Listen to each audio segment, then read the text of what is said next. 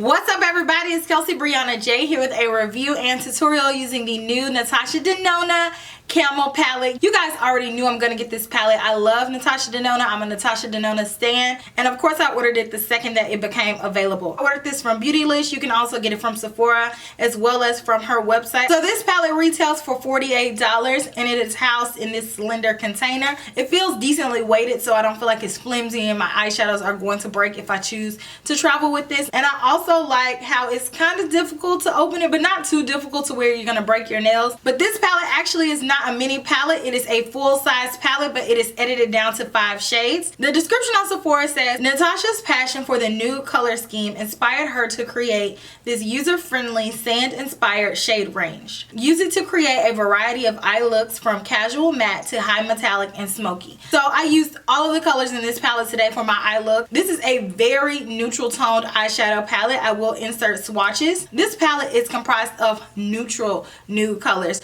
You have the warm tones, you have the cool tones, and this is neutral tones, so it's right in the middle.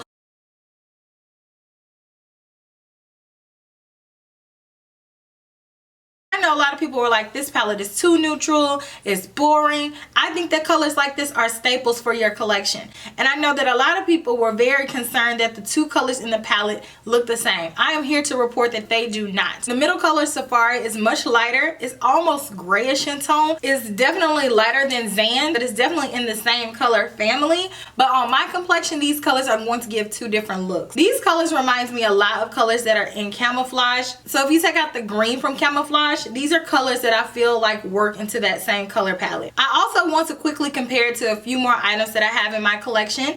So also within Natasha Denona's line, I have the Starrr palette. I feel like the eyeshadows in the Camel palette resemble a few eyeshadows that are in the Starrr palette. I will insert swatches. I also wanted to compare it to Tom Ford's Cocoa Mirage palette. These are like neutral pink and these are neutral.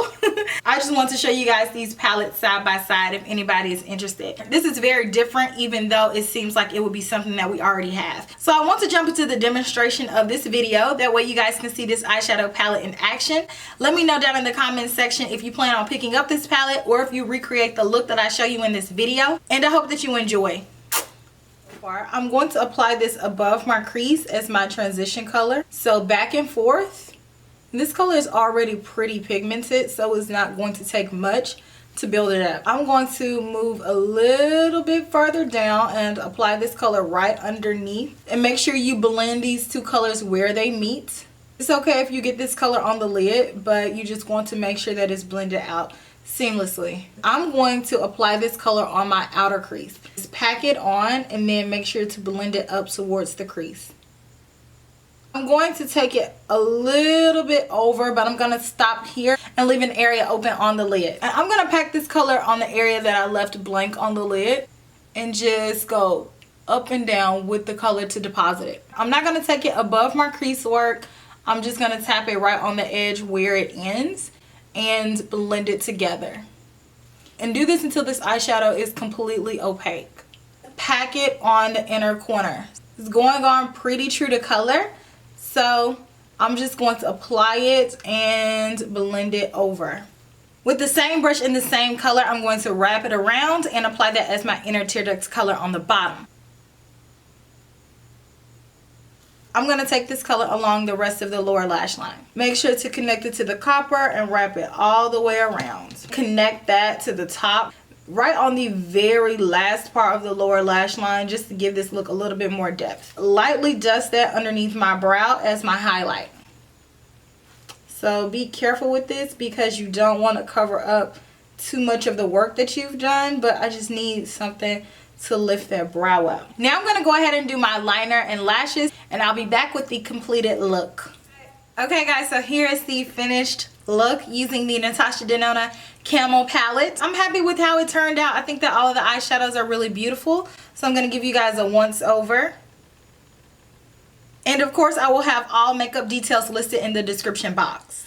So my final thoughts on this palette are, I think it's good. I think it's very well formulated. The quality of the eyeshadows here is on par with Natasha Denona's eyeshadow quality. Very smooth, very pigmented, easy to blend, easy to work with. It's just a matter of, do you like these colors? Do these colors complement your skin tone? How often do you feel like you will use this palette? It's a neutral palette. It'll go with a lot of different looks.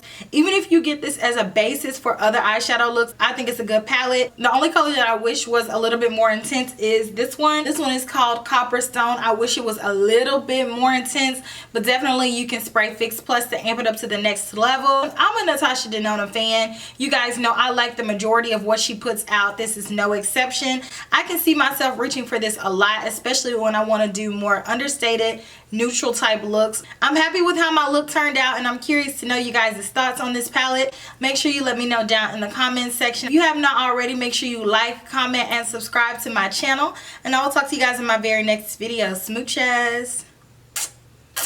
Bye.